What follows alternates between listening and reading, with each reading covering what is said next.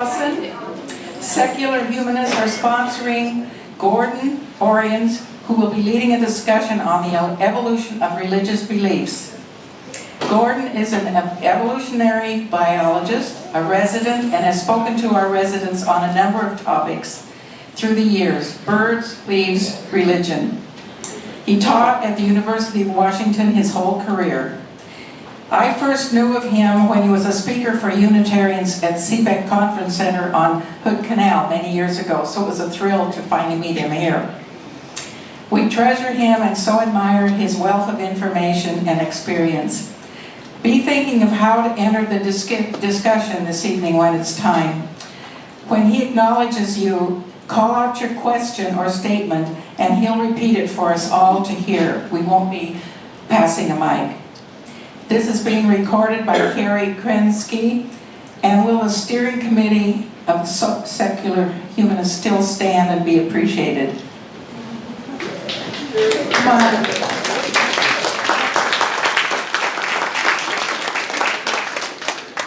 Thank you. Gordon.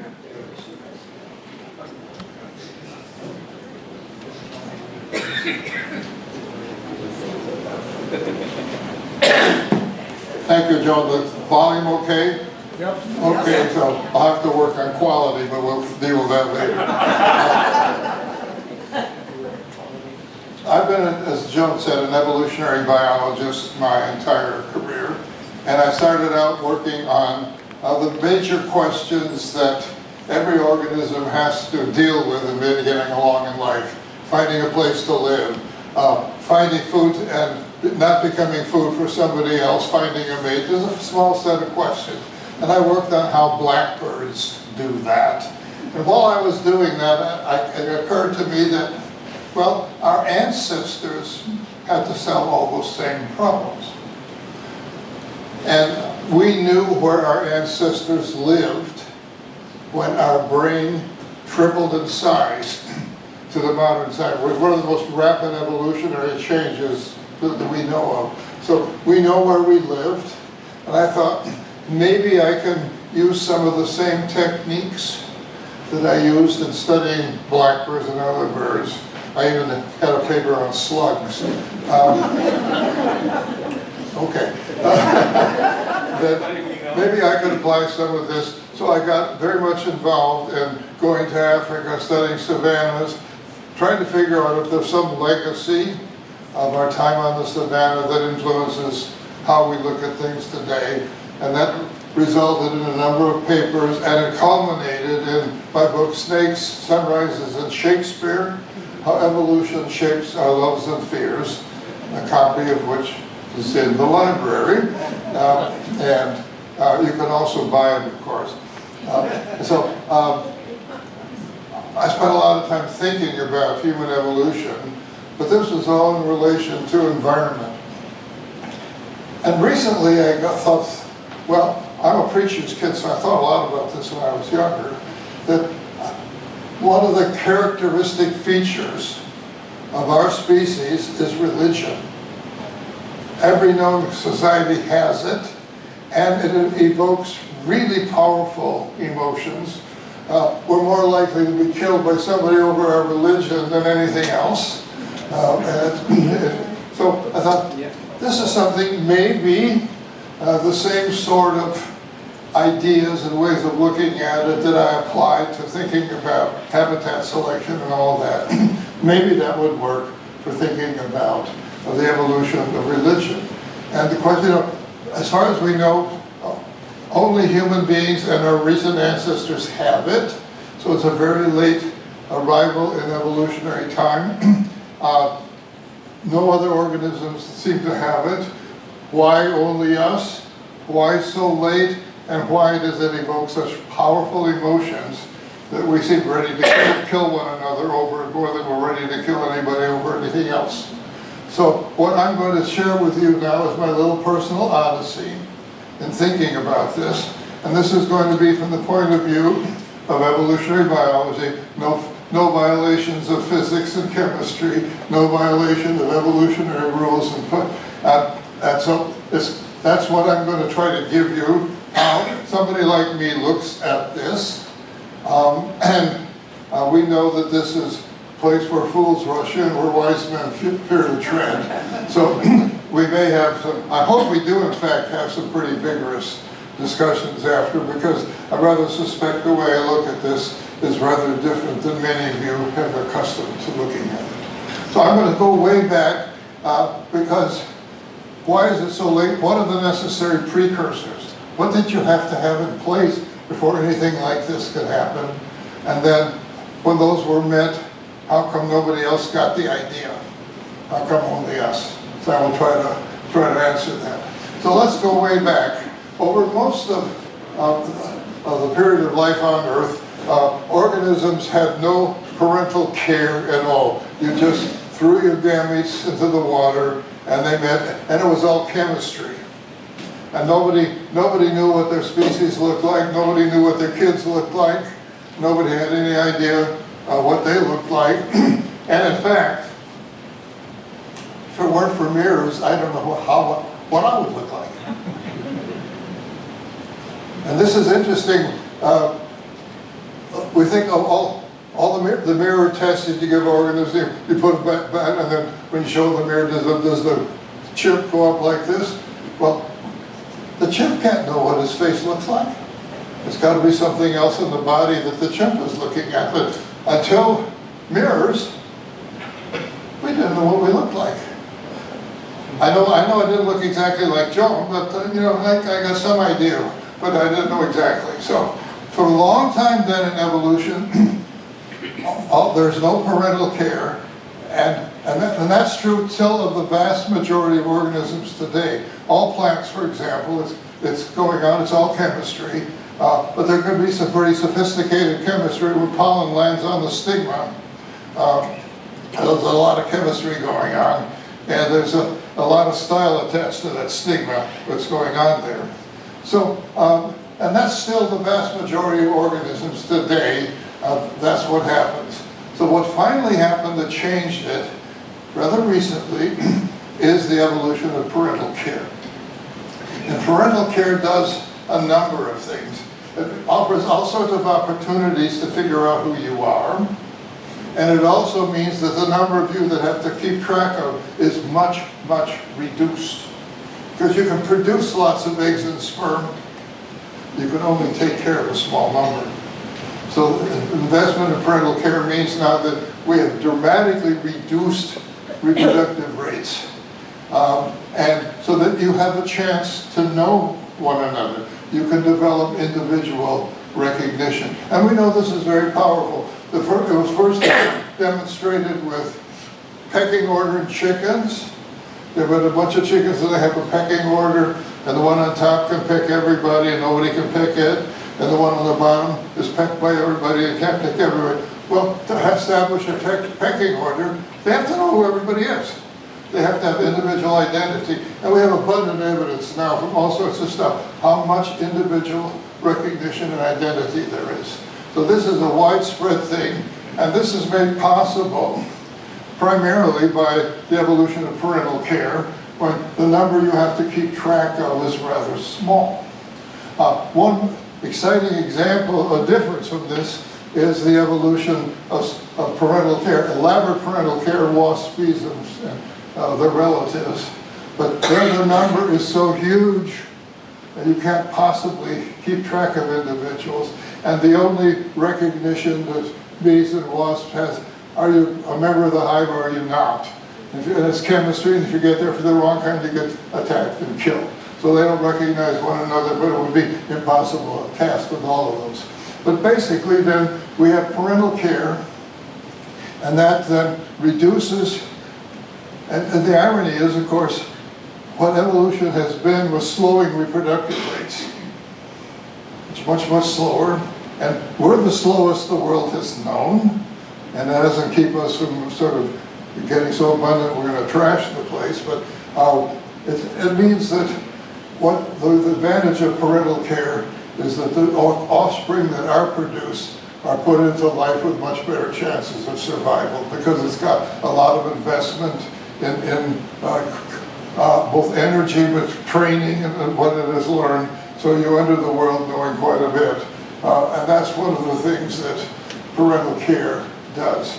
So we got all this going, and we got intense societies where the thing that's really, we may dream as we do about snakes and spiders, but that's not what influences our survival and reproductive success. It's our relationship to our fellow human beings. That's what we got in ancient, that's what we dream about, and we don't dream about the modern stuff that's really worried. But snakes and spiders, everybody dreams about that, including people who've never seen either. And the same is true of monkeys raised in captivity. They've never seen it, and show them a snake and they freak out. They've never had an experience. So there's deep history of predation. The snakes are the earliest predators of vertebrates, and snakes still cause heavy mortality of human beings in the tropics today. And so there's a legacy there, and we know about that. So we got parental care, we got all of this going on, and it stops. And then in African savanna, in one little lineage of primates, the brain triples in size and comes all of this stuff that a whopping brain can do. Why only us or our relatives? And I have an answer, otherwise I wouldn't be talking, would I? But it's not my original answer. It's Richard Wrangham, who's a primatologist at Harvard, and he's written a book. The title is Catching Fire, How Cooking Made Us Human. So the answer, why us and nobody else, I think, I'm by the argument, it's cooking. But what does cooking do? Amazing stuff. The first thing it does is make an enormous number of things that aren't edible raw, edible if you cook them. It enormously expands the diet. And over half of the calories consumed today by human beings worldwide is the seeds of 3 annual grasses, wheat, corn, and rice. None of those are edible raw. We got to cook them. So it has enormously expanded the diet. And all sorts of stuff now that we can eat that you couldn't eat if you couldn't cook it.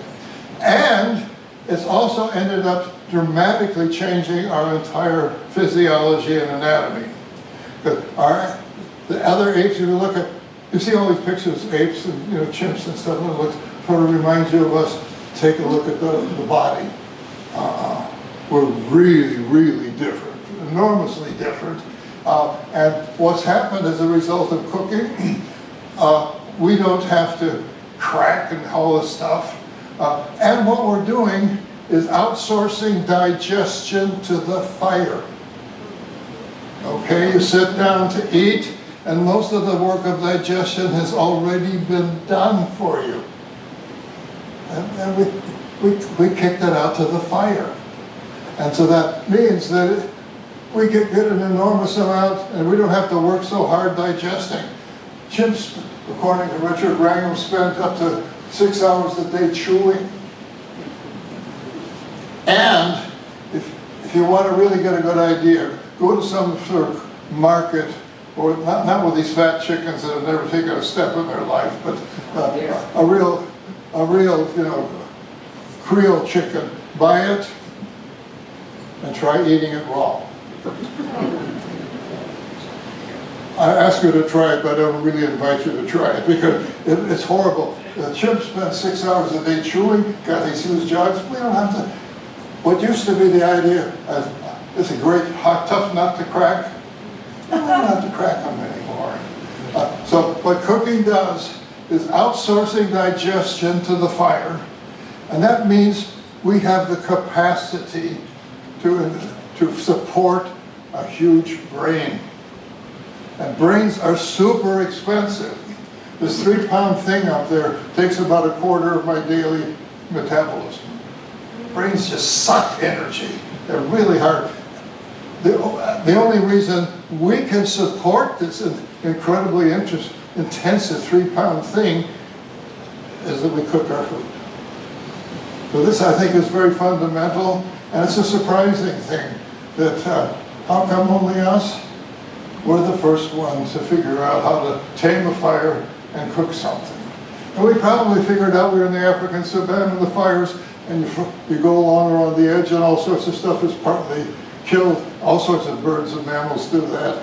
And we probably first of all, got a taste for cooked meat there, but we also figured out this is really easy.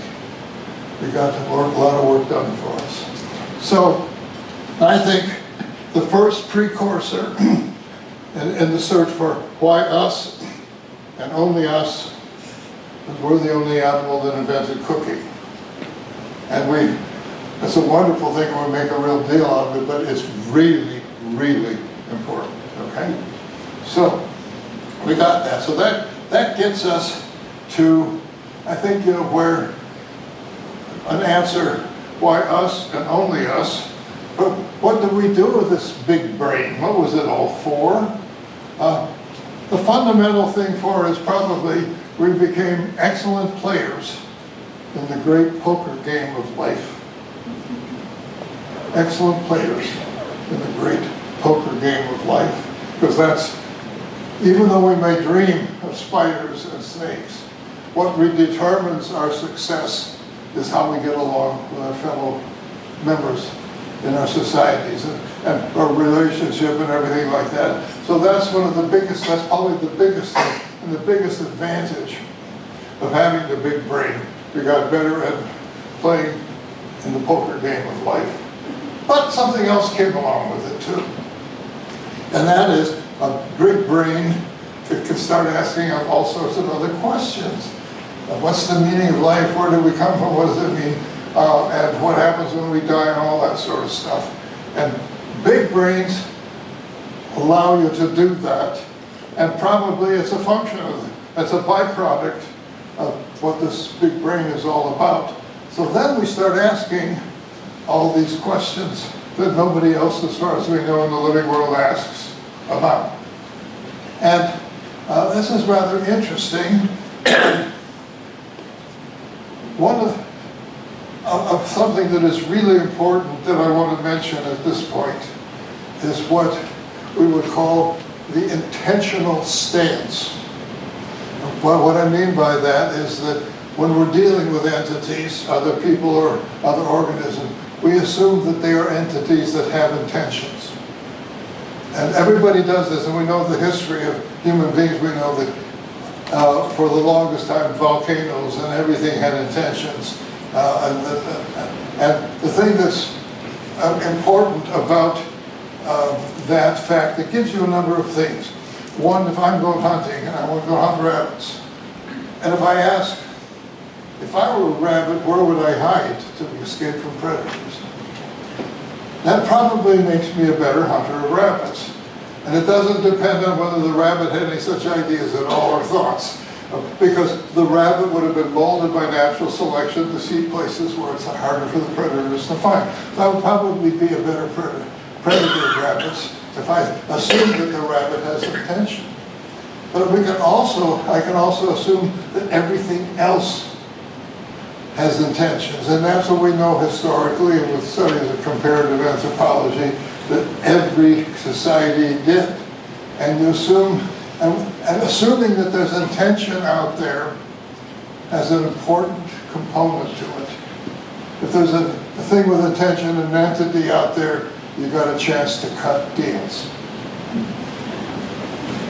The way we think of, I can't cut a deal with a volcano now, but for a long time in human history, people felt you could. That volcanoes, storms, all of this had intention. So you can, if you have such intention in something which you deal with, you can cut a deal. And that's really important. Just let me give an example, a very common one, of the winter solstice ceremonies. And they're widespread all over the northern hemisphere. And the sun was the days were getting shorter and shorter and the sun down. And oh my God, and if somebody was running business, right? And what if they decide just to keep going? Maybe we can convince them, whoever's running things, by doing a ceremony and appeal to them, maybe we can get them to turn it around. And so there were these winter solstice ceremonies all over the northern hemisphere, and they figured out exactly, Stonehenge in England, right at the winter solstice, right at the rate of when the light comes in there. And they had no idea what was going on, but somebody's controlling it, and maybe if we do the ceremony, the sun will come back. And this has got to be probably the most successful religious ceremony in human history. 100% success. Also, why do these persist? Now imagine, I'm a smart young guy around Stonehenge, and I notice we don't have any controls. We don't know if our thing has done any good or not. So I come and I said, well, let's do an experiment. Let's not run the ceremony this year. I don't think you will have great expectations for my survival and reproductive success. Even though if we'd have performed my experiment, I'd have been right. But look at the consequences. And there's the different payoffs from different things. If I was right, and we'll just save a little bit of time. If I'm wrong, oh my God, the gods that are running things could really get upset. And this is, of course, the basis for French philosopher Blaise Pascal's belief, the reason for believing in God. He said, okay, if there isn't a God, but I pretend there is, okay, I spent a little time to give a few alms to the church, no big deal. But if I assume there isn't a God and there is, the payoff could be really bad. And so that's Pascal's wager, that's the argument for believing in God. He apparently thought God couldn't see through it, but that's okay. But knowing the payoff matrix is really important on these decisions. And a lot of evolutionary thinking will be, and actions will be based on what the payoff matrix is. If I'm hiking and there's a rustle in the grass, I'm in Africa, there's a rustle in the grass, and maybe it's a lion, but maybe it's the wind blowing. If I assume that it is a lion and take corrective action, go around, I lose a little bit of time, but no big deal. If I assume it's a rustle in the grass of the wind and it is a lion's, big deal, really big deal. So the payoff matrices are very asymmetrical. So we're very, very risk aversive, and this is to be understood in terms of what the consequences of making mistakes are, and they're very, very, very different. And so this intentional stance, I think, is tremendously important, and that's giving an argument why something like the winter solstice ceremonies would persist, and in fact, you couldn't do controlled experiments and all these things. There's no way. There's only one world there. We can't. Okay, we're in our society, either you did it or you didn't, and so that leaves us with a very, very much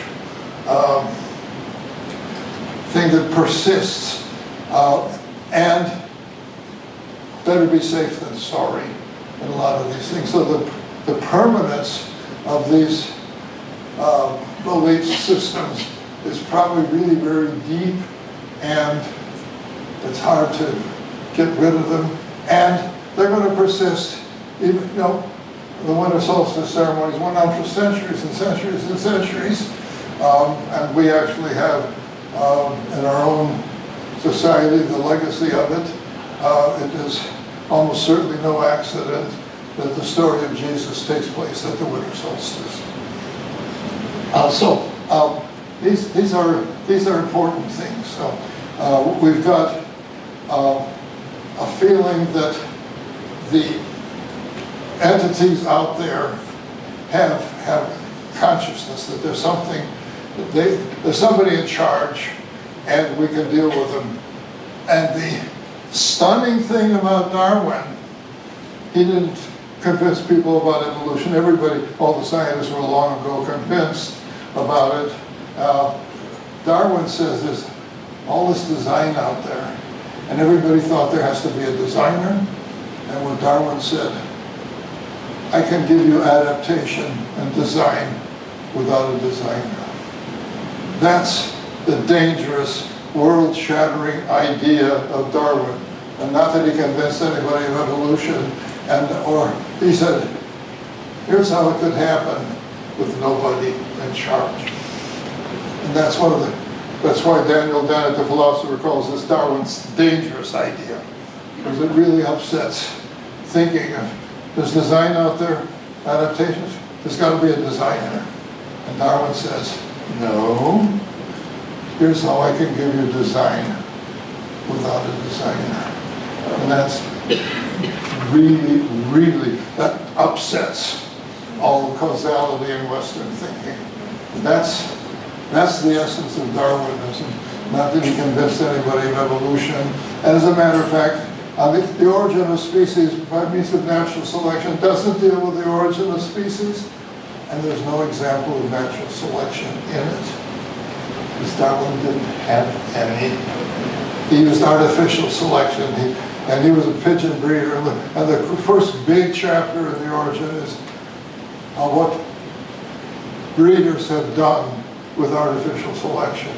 And his basic argument is, suppose something like that is working out in nature too. That's the basis of the argument. So, we're now with having decided that intentionality is a great thing. It tells us a lot. But still, what's going on? And why do we get from what I've just described to something that we would call modern religion? And if I can beg your pardon for a minute, I get a little tired just standing, and I'm going to sit down for the rest of this year. So, pardon me. I think I'll come forward here so you can all see me. So, can you? Not that you want to see me, but can you? So, once people were then thinking of all these great questions, and what I'm convinced is what has driven this, and I'll try to explain this going forward, is a fear of death. Fear of death. And that what we have with what is coming, religion, we start with delay of death and then denial of death. And I'll try to make an argument why I think this is the big driver of what's going on. I think we start the first time when all these early things, everybody was involved. There was no specialist in dealing with who's ever running things. And I think the first and very important stage in the development of this is the shaman. It was the first time, I think, in human societies, somebody was set aside to be a specialist on this. And they go through training, and it's all very secret and everything. And the shamans were probably very good ethnobotanists. And there's a lot of stuff out there, almost naturopathy's got real basis. All of our spices we now know have antibiotic properties. That's one of the great things about life. I can have a lot of garlic and I get antibiotic too. That's really good. What can be bad about that, huh? Okay. And so, of course, our ancestors didn't know about microorganisms at all. They didn't know they existed. And even so, fairly recently, one of the first tasks that God gave to Adam was to name all the animals.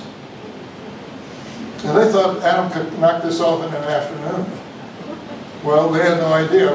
We still haven't done it.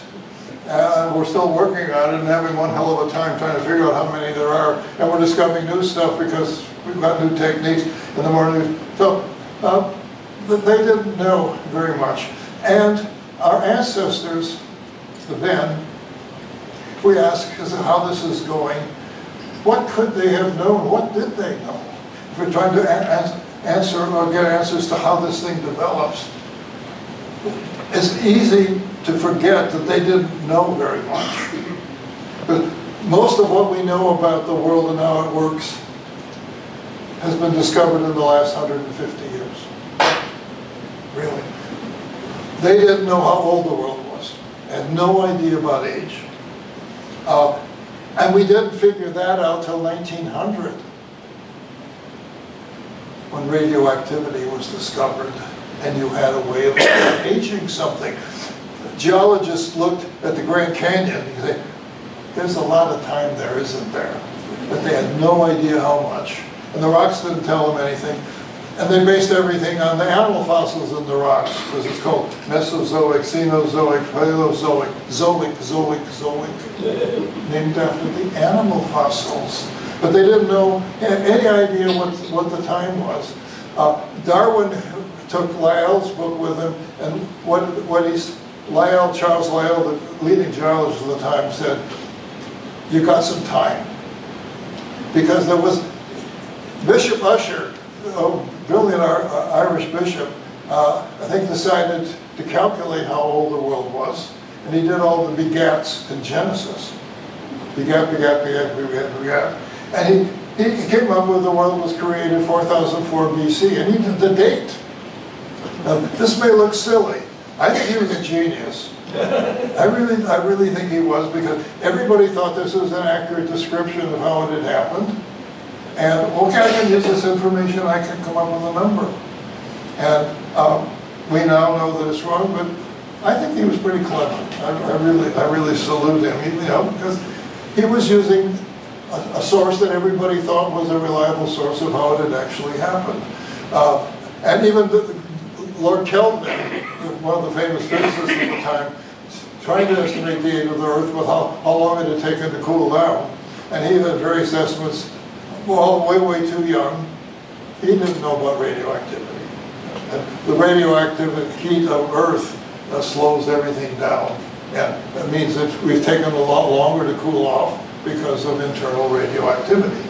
We now know that, and we're now able to, but our ancestors, we're now moving to try to figure out how they're developing ideas about religion. They don't know how old anything is. They have no idea of time. And they have no idea of space. They don't have no idea how big the Earth is.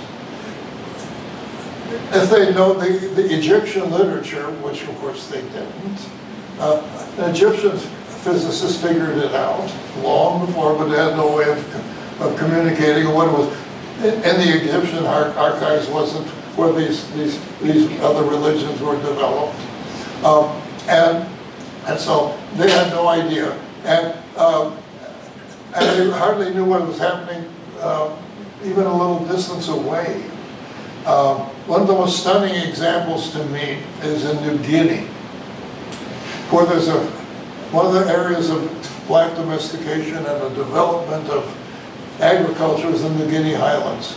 And the New Guinea Highlands had seashells. They traded. They didn't know where they came from. And the people on the coast didn't know there was anybody up there, because each valley had a different language. And a trader might be able to trade with the next valley and pass things along one. But you went through a number of traders, and by the time you got up to the valley up on the top, nobody knew where this came from. And when the Australians, the last century, started investigating when they went up into New Guinea, they discovered this sophisticated agriculture system up in the highlands, and nobody knew they were there. So people, you didn't know much. And it's not clear that for our ancestors, it would have done them much good to know about what was happening elsewhere, because you didn't go anywhere. And what really mattered is the local conditions, and you wanted to know that. And that was what really affected you.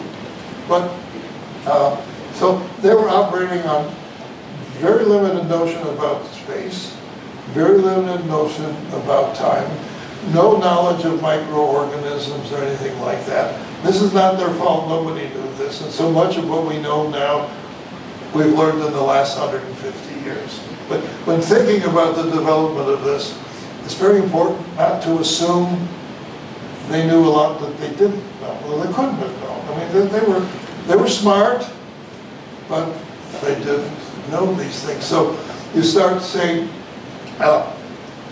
shaman then could delay death.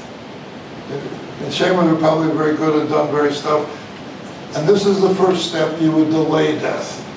But you couldn't deny death because there were the bodies, and you had to do something with them, so there's no question about that there were all these bodies that you had to deal with. And even way into the time when we had monotheistic religions, in the Bible, what's the concept of the world at the time the Bible was written? Well, the earth was flat. We still have a flat earth society today, and they say the earth is flat because the Bible says it's flat. And they're correct, that's what the Bible says. Everybody who wrote the Bible thinks the earth was flat. And when they talked about the four corners of the earth, that wasn't just metaphor. There were corners to go to. And then what was going on up there? The concept of the firmament was a cup. And the stars and everything was in the firmament. And this is way long after you had monotheistic religion, way long. So that lets you know how limited the concept was. And it's important since if you're going to deny death, and the bodies are there, what are you going to do? They had to invent some concept that left the body and got you somewhere to this wonderful death denial place. And so, as I see it, what was invented was the soul. Right? That's what goes. And Christians, Jesus' body actually went up, but nobody thought the rest of our bodies did because we were had to deal with them. But the soul could go, and it had the advantage of having no physical properties whatsoever, so it's not investigatable. So, but anyway, that's one very society of everything. But you have to have something that goes. That can leave the body and go to those places. That was an important concept. And in Christian theology, in the Western monotheistic religions, it's the soul that was sort of developed. Other cultures had some other way you got to the happy hunting ground, but something that got you there, despite the fact that you could see the body is here and we're going to bury it. And there are various conceptions, of course, of what it was like in those places. The Egyptian, and side here, a lot of the great monuments of architecture, east and west, are monuments to death denial.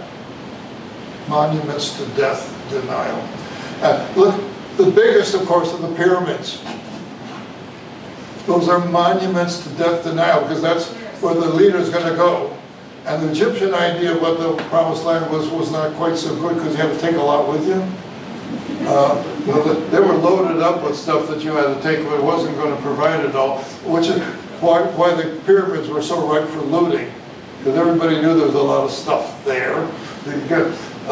The Abrahamic religion's much better.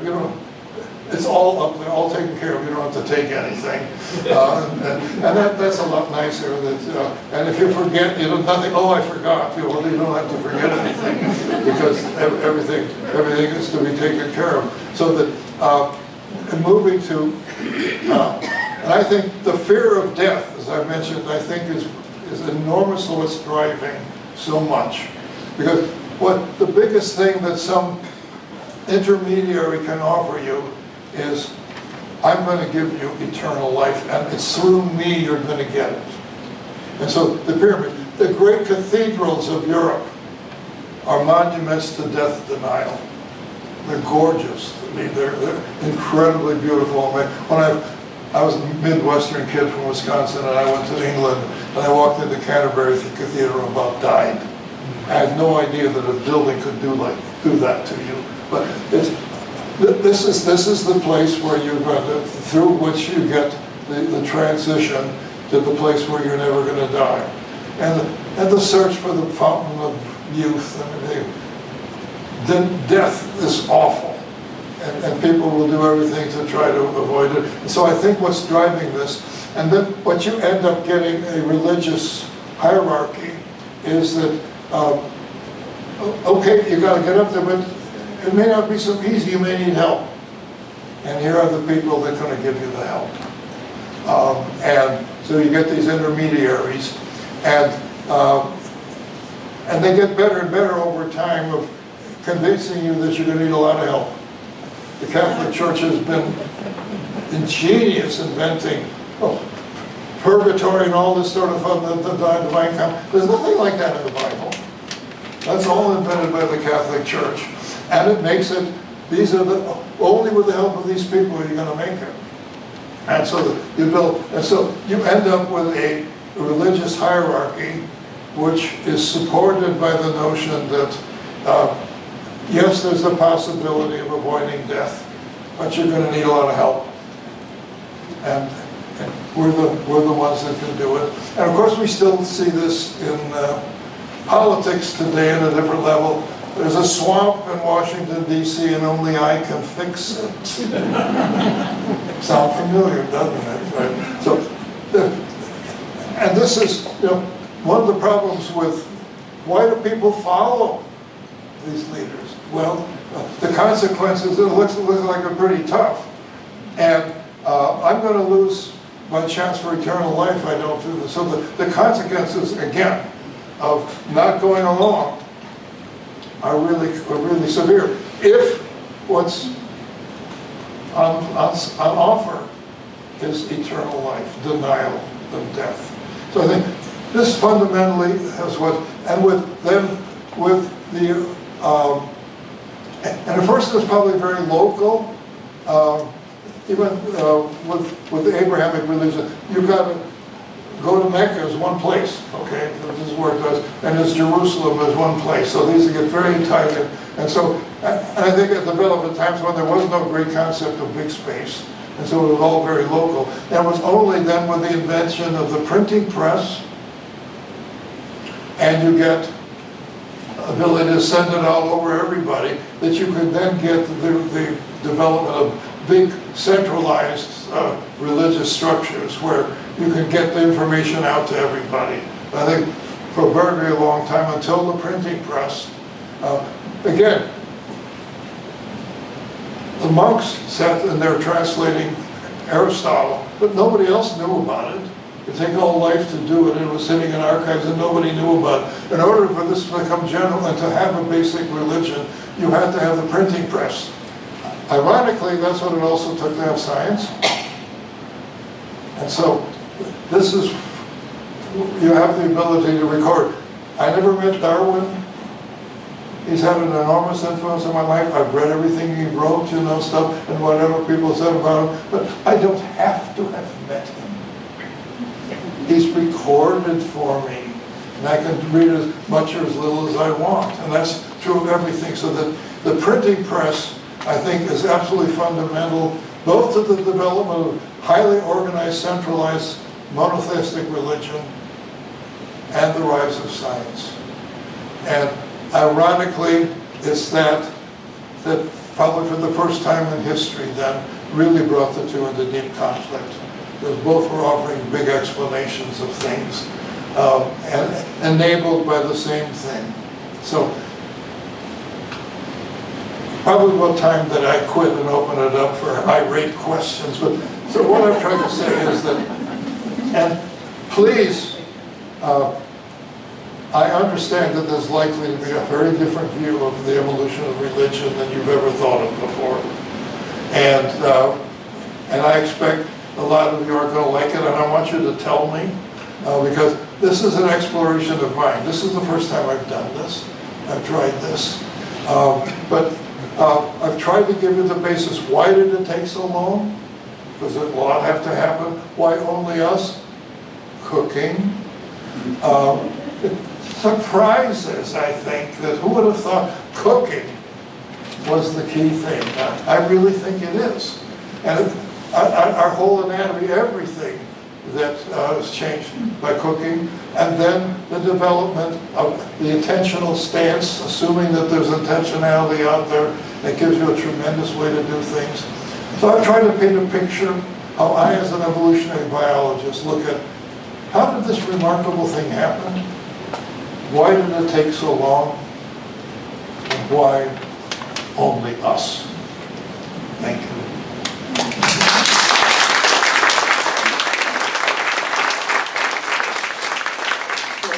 As Joan said, speak loudly. I'll try to get it and belt it out to everybody else so we don't have to run around with a mic, okay? Bill. Do other animals have a fear of death in the same sense that we do? They try and stay away from it. They fight back, they run, they scurry, they hide.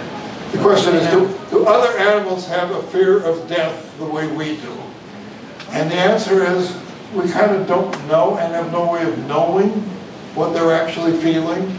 We can say that they will do great things to avoid it, so we know that there's some very powerful emotion. That doesn't mean that they understand conceptually what death is. Because I don't know when, I've seen pictures of elephants, and an elephant dies, and they'll go up and look at it and touch it. I don't know what they're thinking, and I don't know how we can know what they're thinking.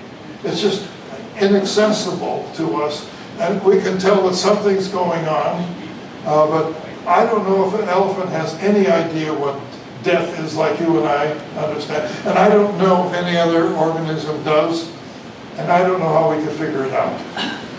I mean, if there's a limitation, the famous philosopher Thomas Nagel wrote an article, "What's it like to be a bat?" And the answer is, I don't know. And I gave a talk here a little while ago, what's it like to be a bird? And after 40 minutes I told you, I don't know. And we will never know. I think that's just the subject. Yes, over there. Well, I think we do know that animals grieve when they have a loved one that dies, elephants in particular. We know that lower primates rats have a revulsion at seeing another animal killed. Now, whether that's associated with a concept of what's going to happen to their soul when they're dead. The question is, we know that other animals grieve or have strong emotions around dead, and a whale may bump along and keep a baby alive for a while, or a primate may hold a dead baby in the arms. So they are very, very strong. We know that they have strong emotional attachments and bonds. Do they have a concept of what death means? Haven't the foggiest notion, and I don't know how we can know what's going on in their mind. Do they have an understanding of? I don't think our ancestors for a long time had a notion of what death was. What is it really?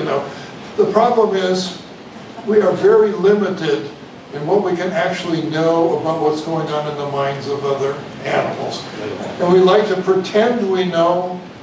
And the truth is, I think we don't, and I think I don't know of any way we can figure out a lot. We can figure out how much you work to avoid it, or how long you carry the baby around, or various other things. We can make some measurements, but what's really going on in the mind? What are the concepts? I think unfortunately, we're forever closed off from that. I don't think we can know. Over there, way in the back. All right, thank you. I didn't hear you give a definition of religion.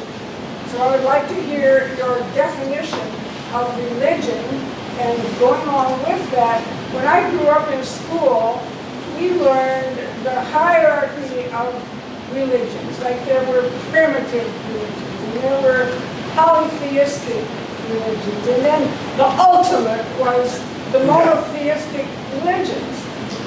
How is monotheism has it survived purely because it has more power, or is there some, what you feel, like adaptive reason, purpose for monotheism over others? So the question is, what is religion? What do I think religion is? And are there more primitive and more advanced? And of course, those of us in the West that developed monotheistic religions considered everything else was primitive. that was that ours were better, and with this hierarchy we had. I think most religions that I know about are complete. They offer an origin story, they offer an explanation of how things work and where you're going to go. I think, and I rather like some of them. You know, a lot of the sort of non-literate cultures, their notions of origins are very based on the earth, connected to the earth. They're wonderful. I rather like them. I mean, I don't share their belief, but I understand where they come from, and I like that sense of being one with nature. But they offer, I think these various religions offer a complete set of answers, and where I think the monotheistic religions offer better intermediaries to when you get there. And I think a lot of those other religions didn't think you needed a lot of help. And that's the basic of Quakerism today, you know.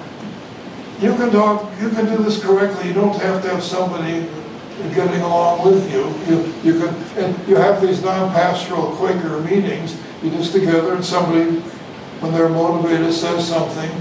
But that never seems to go anywhere because we want to make a big deal of it. And it just, Quakerism, that hasn't just taken off anywhere. Did I answer your question at all? Vaguely, but not really. You want to try it again? Well, We don't have a thousand years. Okay, let's move on. We can, Somebody else I'll has to come on afterward and give it a try. Sam. I really want to thank you very seriously for undertaking this imponderable question, and it leaves me very optimistic, because what you've clearly described is an evolutionary process from some time ago to now, and a good example of where we are now facing some of the unbelievably marvelous things we don't know how to deal with is artificial intelligence. We hardly know what it means. I had a great example of a bunch of people got together, built a chess program that no one yet has defeated, and the scientists of it don't know how the program did it. So what I'm saying is, what you are saying is, it didn't. The process has not ended today because you're giving a talk on it.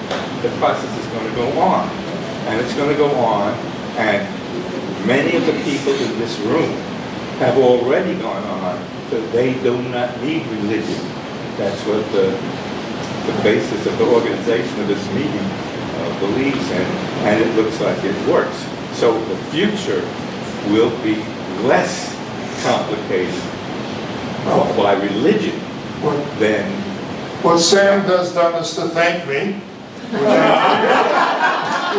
I appreciate, and saying that it gives us hope, because the thing I've offered is that these are processes we can understand, not some capricious thing that is, and that given the understanding, we may have some chance of dealing with in the future.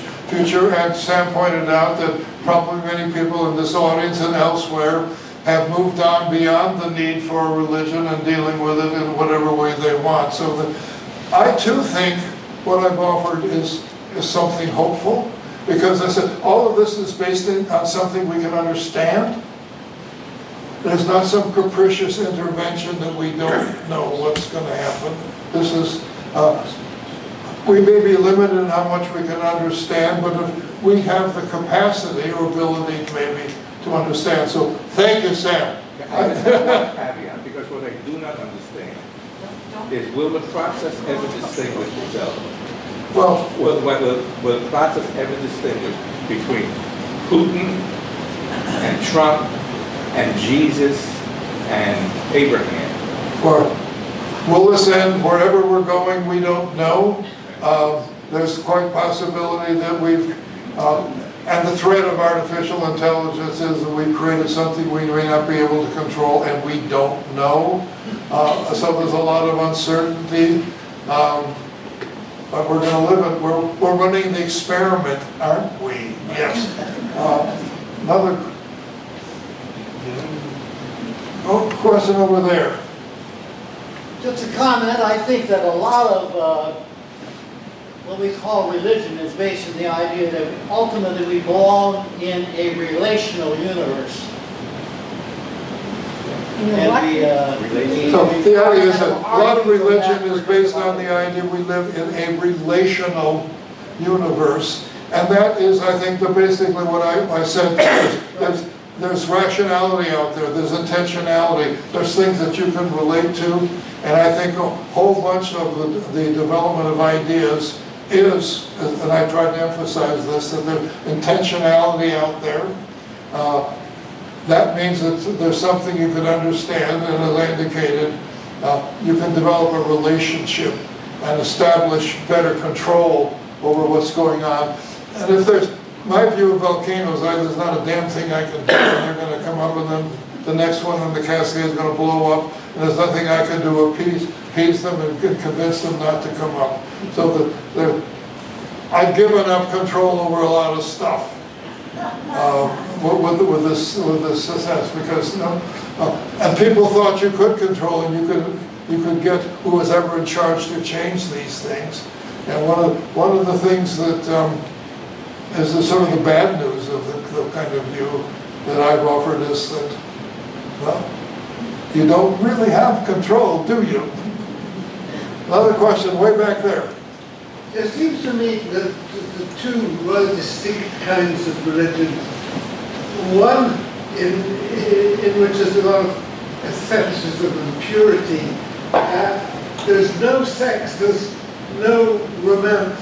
The Greek gods, and I think some of the South Asian gods, were really vigorous, had vigorous sex lives, but that seems to have not gone anywhere with the religions, with the monotheistic religions that are... Well, there's a lot of religions that have all sorts of gods that have different portfolios. And it's fun to... And, of course, we created them in our own image, because that's all we know what to do. But it's interesting, when you have these systems of multiple gods, each one had sort of a limited portfolio. And if you got on the bad side of Bacchus, okay, not a big deal. But as you get to the more powerful gods, then being on the wrong side became more important. So gradually, as we went from lots of gods, each with smaller portfolios, you came to bigger gods with bigger portfolios, and that's where my notion of death avoidance comes in, that you're all, I don't think the early shamans thought they could control death. They could put it off for a while. We did go because we desperately are afraid of dying, and I think that's what goes. Yes? Over here. Here, Deanna. Yeah, Gordon, do you think that religion is merely an intellectual exercise for humanity to ward off the fear of dying, or do you think that over the eons we've selected for people who are more susceptible genetically to go towards religion than not, because they were better able to control the populations, or vice versa? Okay, very interesting. Could you repeat your question, please? Yeah. I don't think I can repeat it, Gordon. Give her a mic. I think I don't want to try to do that one, Deanna. It's a very good question. Very wonderful question. So I'm wondering if religion is simply an intellectual process that has come down through the ages that we cling to because we fear death, or if humanity has been selected genetically to differentiate us between those who were more susceptible and were more able to survive because they could control populations, and those who were reluctant and were the outcasts. Let me take a crack at this. I think, I should have mentioned this when I talked, is that once we're getting into the development of religion, we're not talking about genetics anymore. You know, not too long ago I was in Iquitos, Peru, and we're making a trip around showing the dominant religion in Iquitos, Peru is Mormonism. It's displaced Catholicism. Now that's because Mormon genes have replaced Catholic genes. It has nothing to do with genes. It's a competition of ideas. And the notion here, one developed, I should have mentioned this earlier, by none other than Richard Dawkins, one of the Four Horsemen, the concept of the meme. The ideas that what we're talking about, once we're getting into the substrate where we have the capacity for religion that's built in because of cooking, it's the spread of ideas. And the wonderful thing about memes is they can go really fast. Evolution usually takes a long time. Although we know that with viruses it can go devilishly fast, and we're facing that. But we're talking about these ideas, and I think as I've looked at, I thought about what's going on in Iquitos, and I think I know what the ideas that the Mormons proposed and captured people, because I didn't mean various religions. I meant religion or no religion. well, obviously we vary in our susceptibility to there's just a lot of genetic we are sexually reproducing, we're all over the place, and religious susceptibility and intelligence and music ability. So ideas about religion, we're highly varied like we are with everything else, and that's characteristic of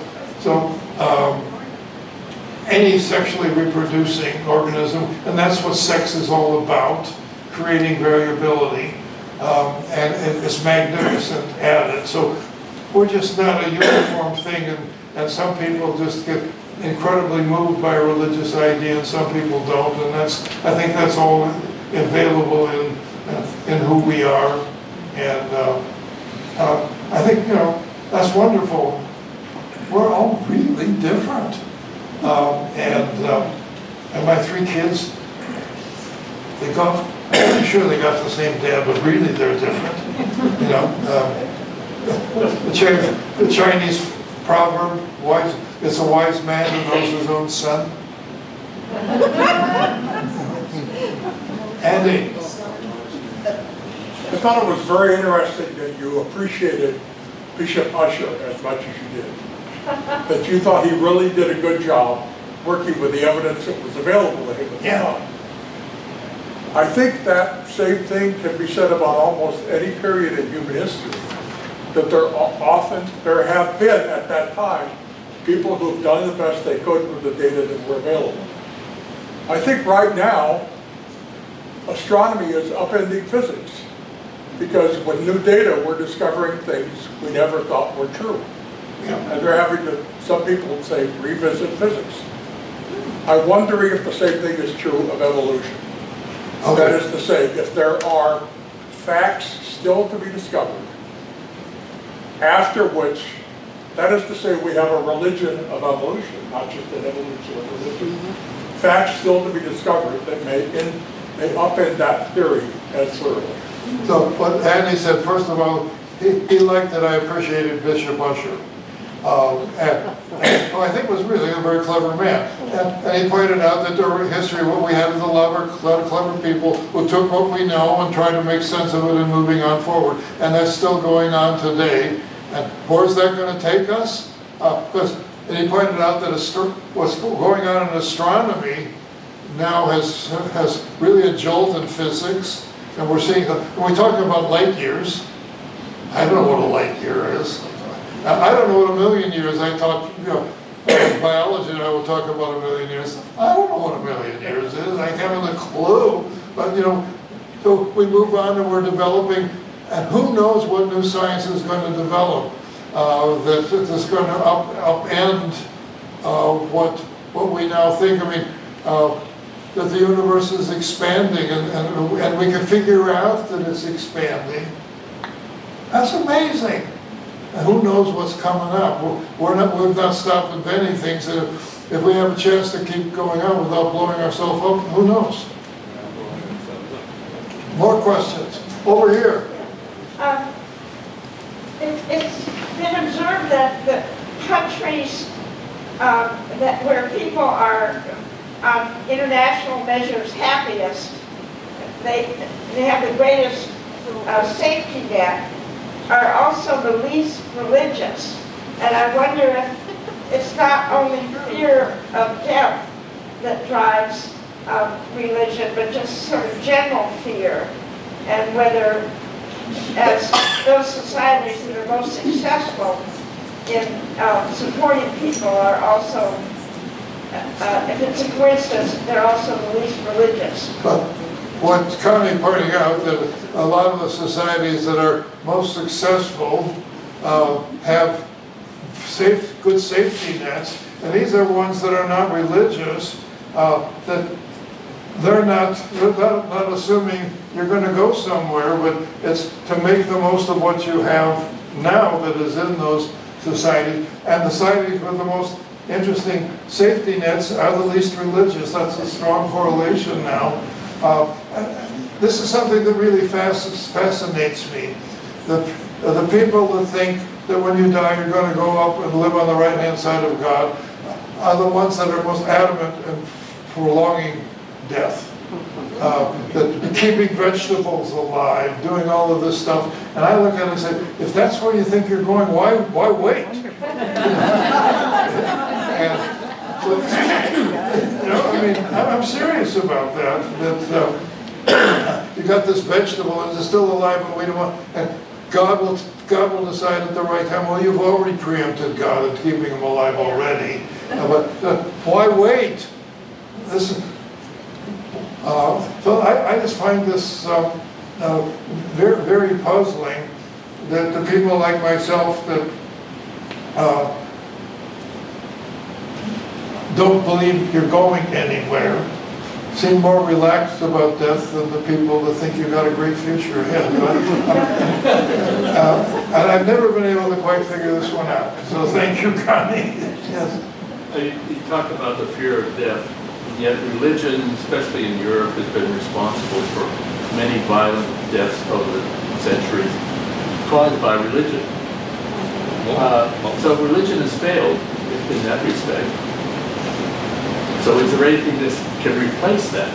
Well, the question is, although, religion is important for this, we keep killing one another. But see, what's at stake is you're proposing a different religion, and you're depriving me of my channel up to that eternal life. And if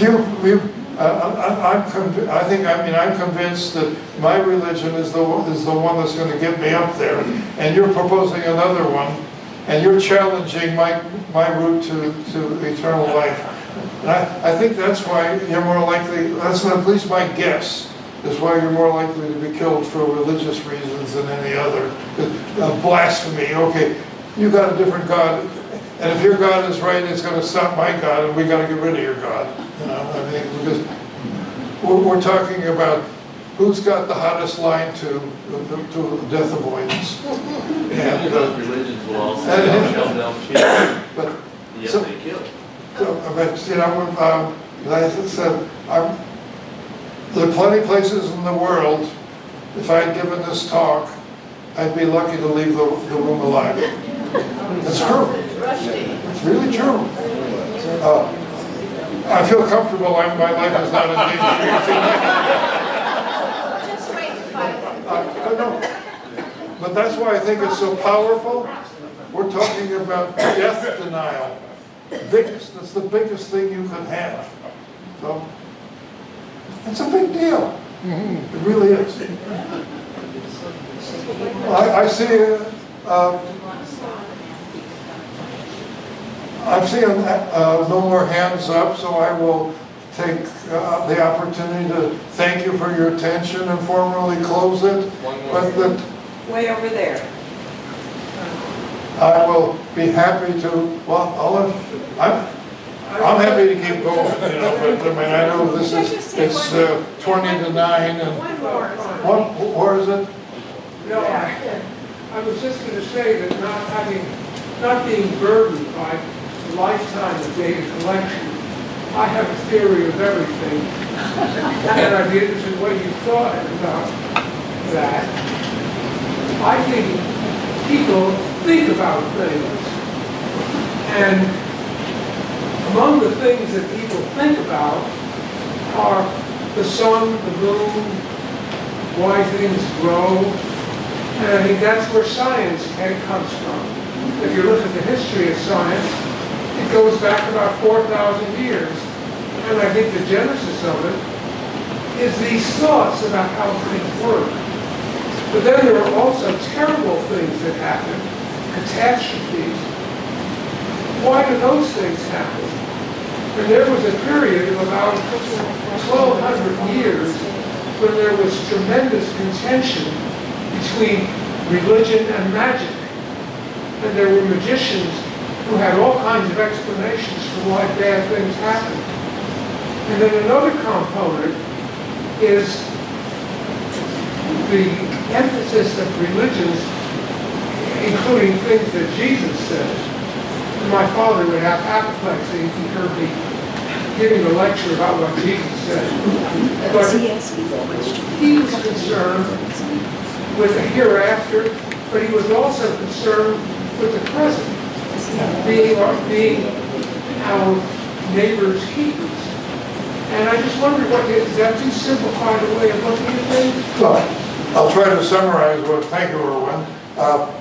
As far as we know, people have always been, once we got the big brain, and you can start asking those questions, people have been always asking a lot of questions about making sense of the world as you could understand it. And they based, as we've talked about, what you knew, and then you asked other questions and moved along, so that